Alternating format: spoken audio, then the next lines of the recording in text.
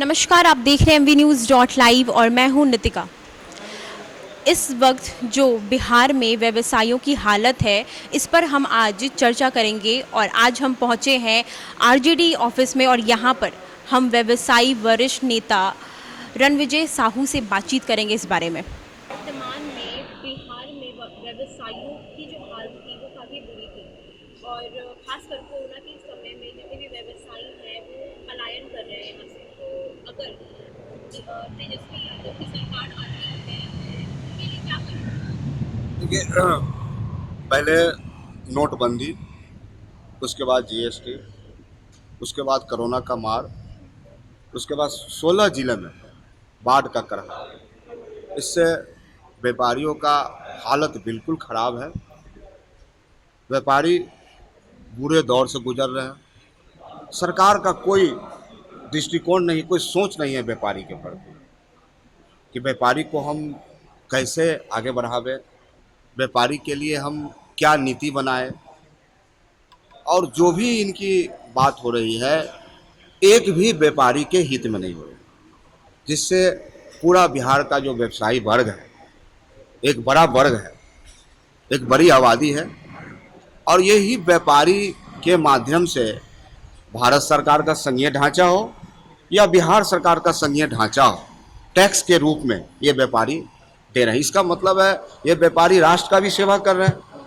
लेकिन सरकार, केंद्र सरकार हो या राज्य सरकार हो, कहीं से भी व्यापारी को न राहत दे रही है, न व्यापारी को आगे बढ़ाने के लिए कोई नीति है। और हमें पूरा उम्मीद है, क्योंकि हमारे नेता पूरे देश में एक ऐसे नौजवान नेता हैं जो 30 साल के ही उम्र में उन्होंने साबित किया है अपने प्रतिभा का। बिहार के सदन में जो उन्होंने बात जो बखूबी रूप से रखने का काम किया, उसमें बिहार के माननीय मुख्यमंत्री जी को सवाल का जवाब नहीं था, वह तर्कों में बात रख रहे थे, प्रश्नों का बौछार हो रहा था, और उसमें सुशील मोदी जी और नीतीश कुमार जी पल्ले झाड़ के निकल गए। यह पूरे बिहार के लोगों ने देखने का काम किया। 12 करोड़ के लोग जो आबादी है पूरे प्रदेश में, तेजस्वी यादव के इस नेतृत्व को देख के काफ़ी कॉन्फिडेंस में, काफ़ी विश्वास में, और खासकर नौजवान में, जो युवा पीढ़ी है, उसको एक युवा सरकार चाहिए।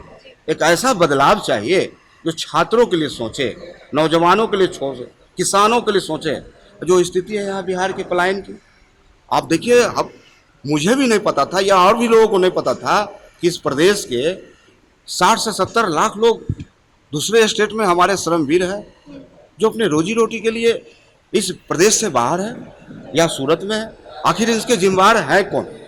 15 साल जो सरकार रही माननीय नीतीश कुमार जी की, और विगत जो ये 3 साल में डबल इंजन की सरकार हुई, जो जनादेश तो उनको मिला नहीं था।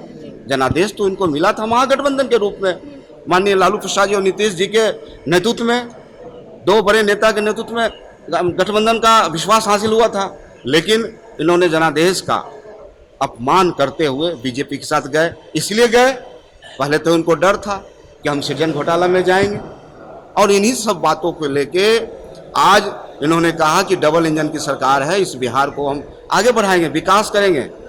हम व्यापारी को उन्होंने लालच देने का काम किया कि हाँ हम स्पेशल कैटेगरी लाएंगे, विशेष राज्य का दर्जा लाएंगे। ये सब कहीं कोई मुद्दा नहीं। इसलिए बिहार का नौजवान, बिहार का किसान, छात्र, मजदूर, सारे लोग बदलाव के मूड में हैं, और बदलाव होगा, और बिहार के हमारे मुख्यमंत्री तेजस्वी प्रसाद यादव जी होंगे। आप आरजेडी व्यवसायी प्रकोष्ठ के प्रदेश अध्यक्ष हैं, तो अगर आरजेडी की सरकार बनती है इस बार, तो आप व्यवसायियों के लिए क्या करेंगे? और हमने अपने नेता को से आग्रह किया कि व्यवसायियों के हित के लिए जो राष्ट्रीय जनता दल का मैनिफेस्टो होगा, हम लोग प्रयास कर रहे हैं अपने नेता नेतृत्व से कि हम लोग चाहते हैं बिहार में व्यवसायी आयोग का गठन हो। किसी व्यापारी के साथ पूरे प्रदेश में कोई घटना घटती है, किसी तरह के साथ उसके साथ जुल्म होता है, किसी अफसर के साथ उसके साथ दोहन हो रहा है, तो उसके लिए एक आयोग बने, एक कमीशन बने, जिस प्लेटफॉर्म पर व्यापारी अपनी बात को रखे और उसकी जांच हो, उसको न्याय मिले। और ये सब काम निश्चित रूप से होने का काम करेंगे। ऐसे कई क्षेत्र हैं व्यापारी की समस्या है, हमें ट्रांसपोर्ट का बहुत सारी जगह जिला में दिक्कतें हैं। हम लोगों ने आग्रह किया है कि इसके लिए भी एक पॉलिसी बने, लोगों के बीच हम ये बतावें कि हम प्रत्येक जिला में अलग से हम इसका ट्रांसपोर्टेशन का व्यवस्था करेंगे। ऐसे कई मुद्दे हैं जो छोटे व्यापारी हैं उनको हम आगे लाने के लिए कई तरह के पॉलिसी के अडॉप्ट करने का हमने आग्रह किया है हमारे अपने आदरणीय नेता से। तो कई मुद्दे हैं ऐसे जो मैनिफेस्टो में हम लोग प्रयास कर रहे हैं कि ये हो, अब व्यापारी के हित में हो।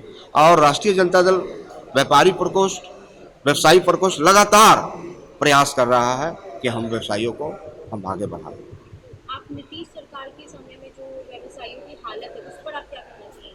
नीतीश सरकार में जो व्यवसायियों की स्थिति है, हम पूरे जवाबदेही और तर्क के साथ आपको बताना चाहेंगे कि सिर्फ लॉकडाउन पीरियड में पूरे प्रदेश में 30 से ज़्यादा व्यवसायियों की हत्या हुई। लगभग 1 दर्जन से ज़्यादा हमारे व्यापारी को गंभीर रूप से घायल किया गया। अभी 2 दिन पहले का ही मामला है, सिवान जिला के जिरादई इलाके में राजेश गुप्ता के पुत्र, जो छोटा मोटा मोबाइल सिम के दुकान है उनका, एकलौता पुत्र है ऋषभ 9 वर्ष का, उस बच्चे का, वह बच्चे खेलता है, वो बच्चे का अपहरण कर लिया जाता है और उस बच्चे को मारने के बाद एक तालाब में डाल दिया जाता है और बच्चे का शव प्राप्त होता है, मिलता है पुलिस को। लेकिन आज भी उसके पिताजी से मुझे बात हुआ सवेरे, कहीं कोई पुलिस का कोई कार्रवाई नहीं, पुलिस कहीं कोई गंभीर नहीं है और बिल्कुल ही सरकार का जो नियंत्रण है वह प्रशासन से हट चुका है। जनता का विश्वास खत्म हो चुका है, लोग त्राहिमाम में है। स्वास्थ्य का व्यवस्था हो, किसी क्षेत्र में कहीं कोई व्यवस्था नहीं, सरकार बिल्कुल फेल है, इसलिए बदलाव के मूड में है। और खासकर व्यापारी लोग पूरे प्रदेश में हम लोग एकजुट कर रहे हैं और 13 तारीख को पटना के 2 बीरचंद पटेल में जो हमारा प्रधान कार्यालय है राष्ट्रीय जनता दल, वहाँ हमारा एक बड़ा समागम परिचर्चा है व्यवसायियों का और उसमें हम व्यवसायी की समस्या और अपने नेता को बताने का काम करेंगे और व्यापारी को आगे बढ़ाएंगे। सर, मेरा आखिरी सवाल आपसे ये है कि 15 साल पहले जब लालू जी का शासन था बिहार में, तब उस टाइम भी उनके व्यवसायियों के खिलाफ ये बोला जा रहा था कि वो व्यवसायी जो है वो पलायन कर रहे थे।